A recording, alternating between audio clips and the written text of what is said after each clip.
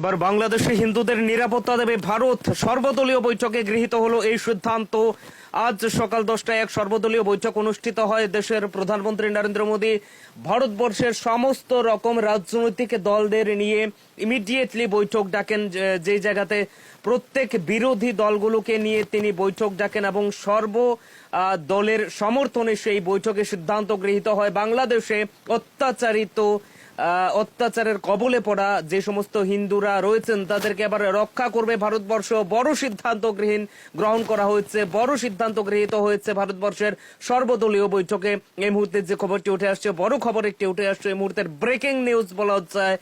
বাংলাদেশি হিন্দুদের এবার ভারতবর্ষ নিরাপত্তা দেবে এবং আজ সকাল 10টায় দেশের প্রধানমন্ত্রী নরেন্দ্র মোদীর নেতৃত্বে সমস্ত রকম বিরোধী দলদের নেতাদের নিয়ে এক সর্বদলীয় বৈঠক অনুষ্ঠিত হয় এবং সেই বৈঠকে আলোচনাক্রমে এই সিদ্ধান্ত গৃহীত হয়েছে এবার বাংলাদেশে হিন্দুদের যারা অত্যাচারের কবলে পড়ছেন গতকাল রাত থেকে তাদেরকে রক্ষা করবে ভারতবর্ষ। বড় সিদ্ধান্ত গৃহীত হয় ভারতবর্ষের পক্ষ থেকে।